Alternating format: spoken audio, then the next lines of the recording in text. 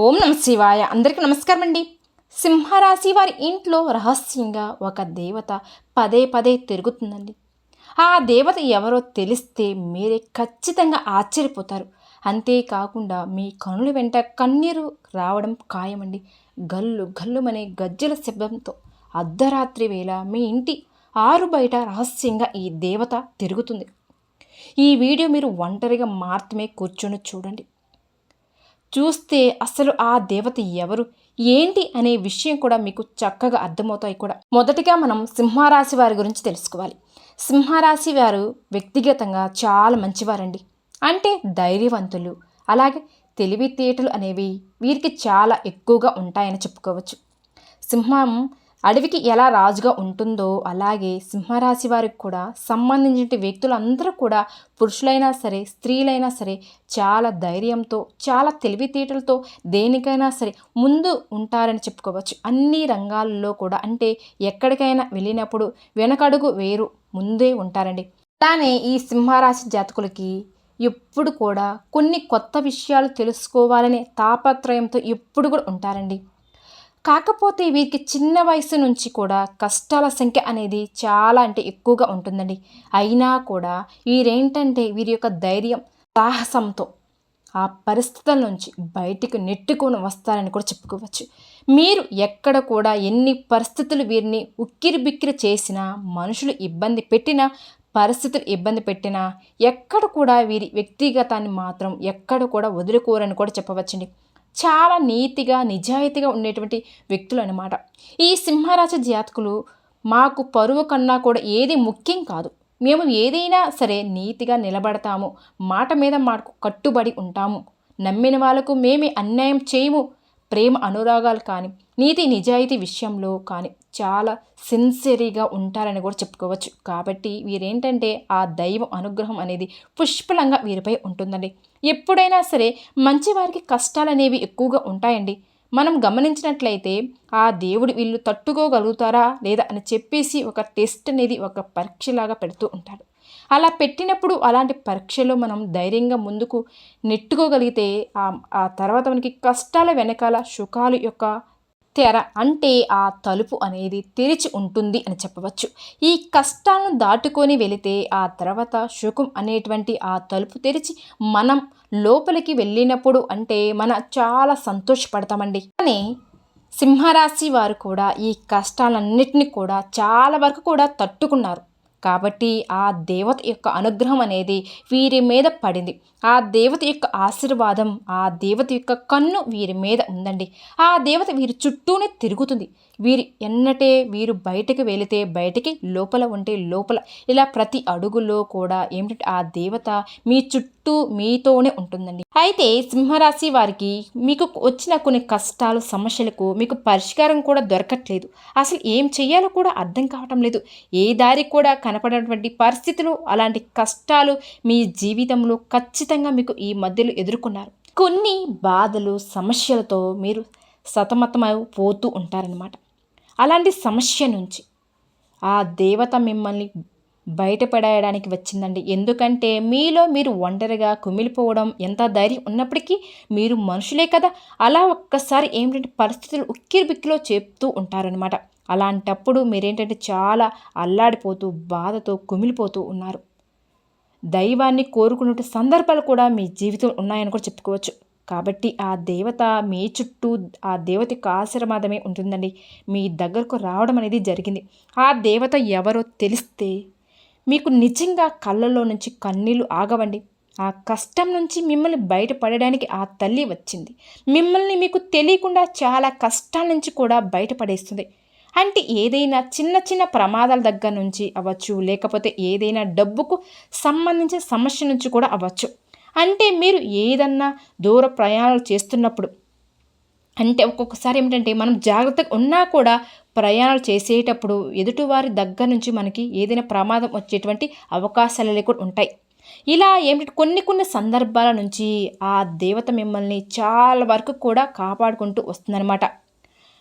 ఒక కన్న తల్లిలాగా ఒక ఎన్నింటి ఉండి మిమ్మల్ని కాపాడుతూ వస్తుందండి. ఆ దేవత ఎవరో తెలిస్తే నిజంగా మీరు చాలా సంతోషంతో మీరు కళ్ళ వెంట నీళ్లు వస్తాయి.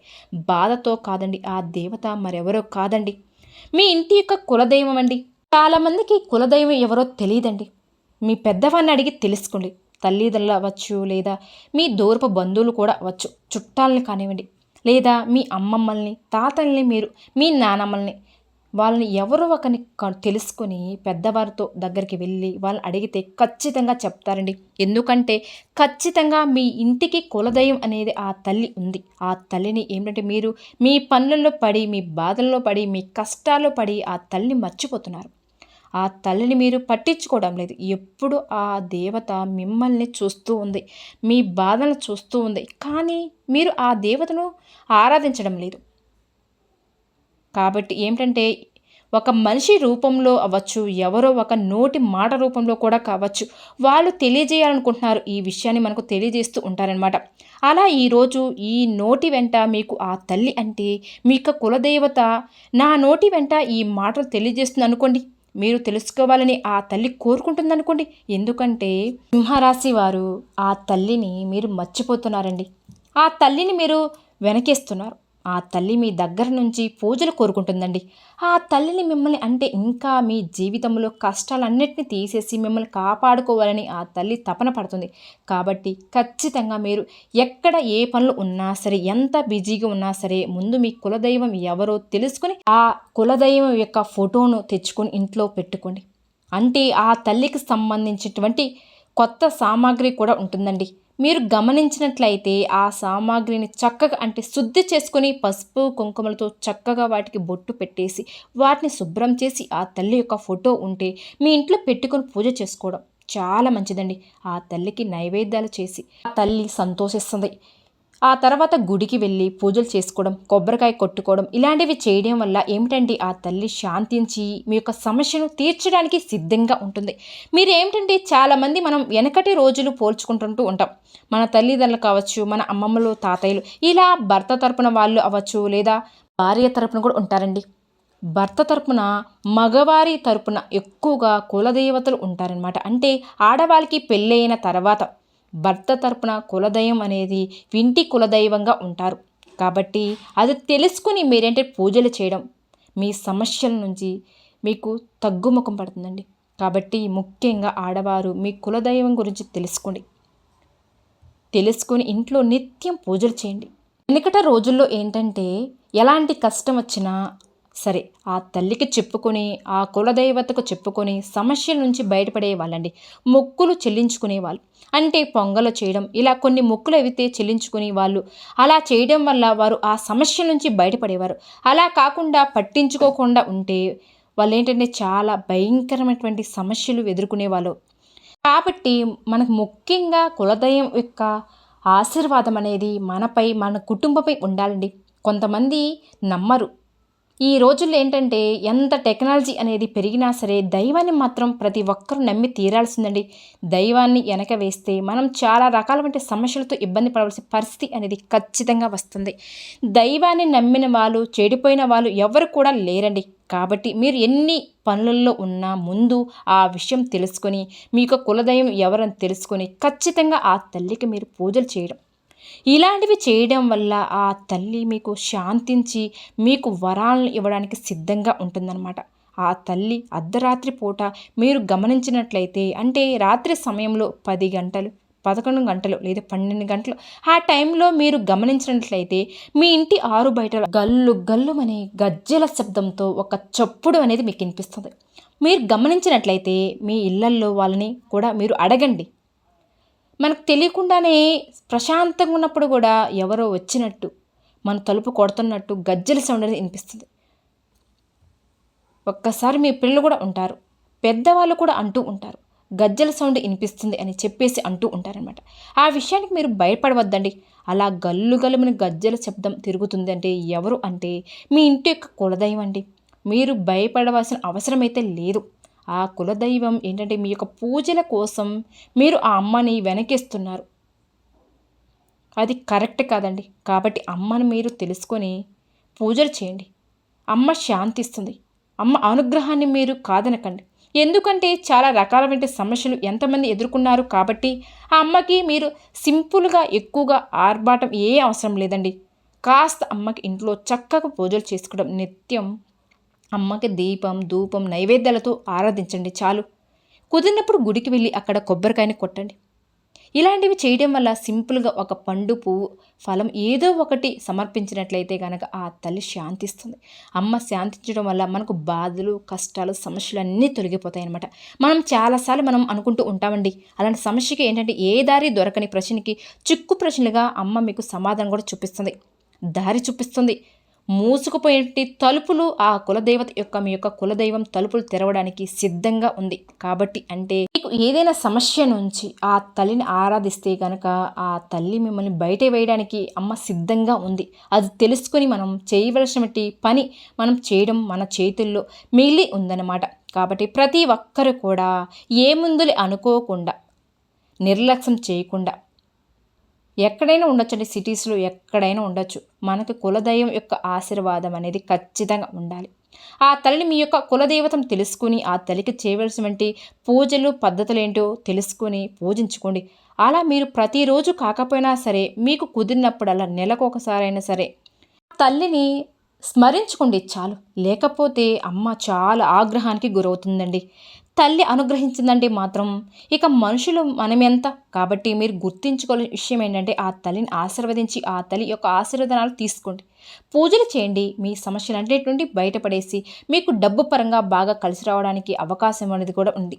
మీ సమస్యలన్నిటికీ తీసివేయడానికి మీ జీవితంలో ఉన్నటువంటి దోషాలను, దుష్ట శక్తులను, పితృదోషాలను, శబ్ద నరాలను అంటే తెలుసో తెలియని చేసినటువంటి కొన్ని కర్మలు ఉంటాయండి, అన్నింటినీ కూడా తొలగించి మీ జీవితంలో మీ కుటుంబాన్ని అలాగే మీ భార్య బిడ్డల్ని అందరినీ దీవించడానికి, లేదా మీ భర్త మీ పిల్లల యొక్క ఆరోగ్యాలను సరిచేయడానికి అన్ని రకాల వంటి ఆ తల్లి సిద్ధంగా ఉందండి వరాలు ఇవ్వడానికి.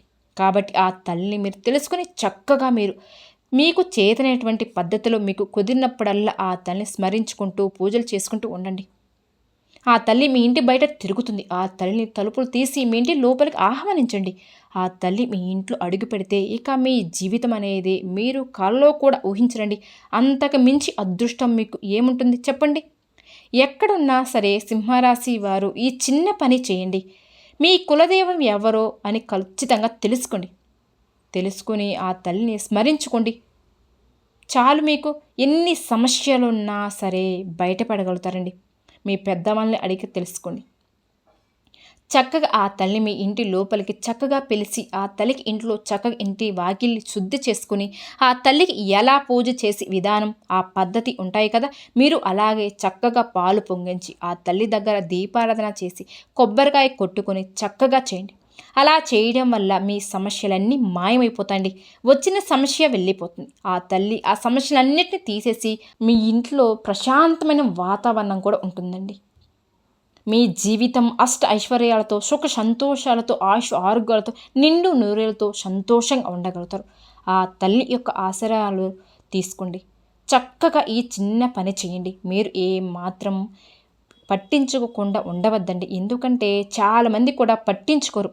మాకు తెలిసిన వాళ్ళు కూడా చాలా ఇబ్బంది పడ్డారండి. కాబట్టి అదే అనుభవంతో నేను మీకు చెప్పడం అనేది జరుగుతుంది. కాబట్టి మీ యొక్క కులదేవతను తెలుసుకొని ఆ తల్లికి చేయవలసినటువంటి పూజలు ఆ తల్లికి చేయండి.